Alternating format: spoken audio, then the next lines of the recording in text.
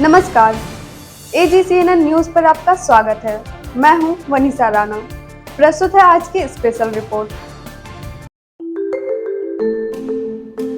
विदर्भ भारत के महाराष्ट्र राज्य का एक प्रमुख क्षेत्र है जो अपनी विशिष्ट सांस्कृतिक और भौगोलिक पहचान के लिए जाना जाता है। यह क्षेत्र ऐतिहासिक, सामाजिक और राजनीतिक दृष्टि से महत्वपूर्ण रहा है। विदर्भ महाराष्ट्र के पूर्वी भाग में स्थित है और यह राज्य का एक बड़ा भूभाग है। इसका क्षेत्रफल लगभग 97,321 वर्ग किलोमीटर है, जो महाराष्ट्र के कुल क्षेत्रफल का लगभग 31.6% है।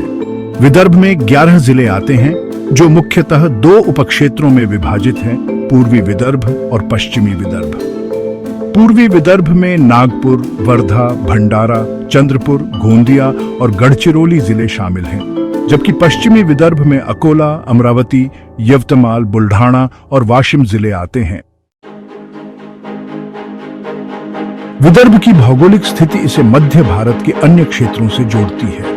यह क्षेत्र पहाड़ी और जंगलों से घिरा हुआ है, जहां गोदावरी और वैनगंगा जैसी महत्वपूर्ण नदियां बहती हैं। विदर्भ का ऐतिहासिक और सांस्कृतिक महत्व प्राचीन काल से ही रहा है। यह क्षेत्र महाभारत में भी उल्लेखित है, जहां इसे राजा भास्कर के अधीन एक स्वतंत्र राज्य के रूप में जाना जाता था। विदर्भ की राजधानी कुंडलपुर थी और यहाँ के राजा रुक्मिणी, जो श्री कृष्ण की पत्नी थी, के भाई थे।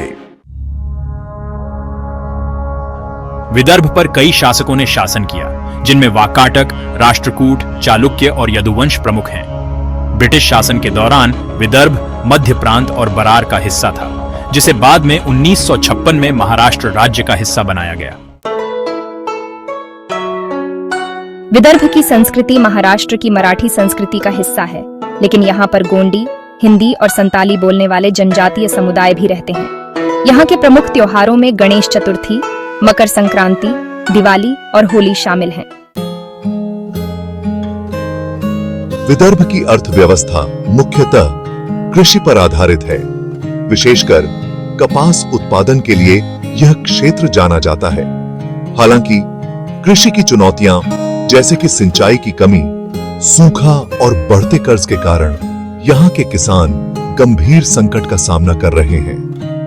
विदर्भ क्षेत्र कपास उत्पादन के लिए भारत के प्रमुख क्षेत्रों में से एक है, लेकिन कृषि में लागत बढ़ने और फसल की अस्थिरता ने किसानों को आर्थिक रूप से कमजोर बना दिया है।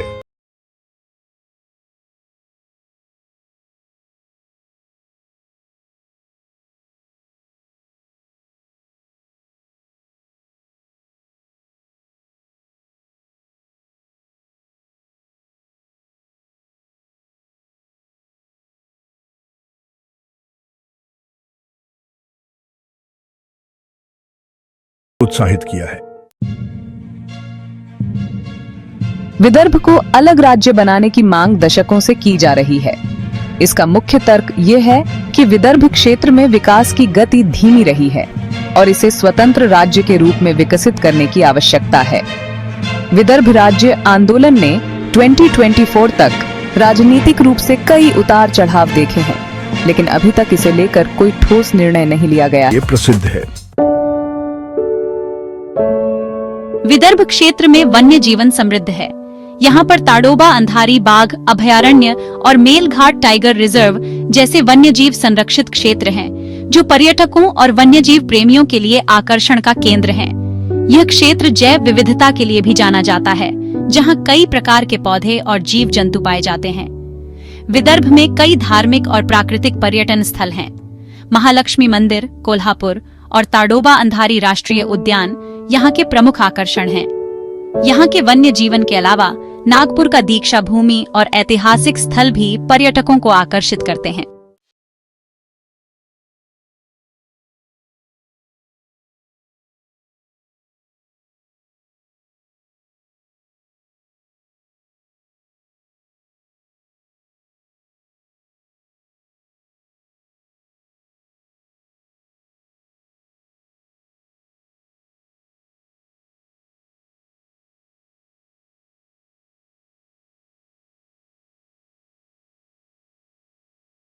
कृषि सुधारों को लागू किया जाता है।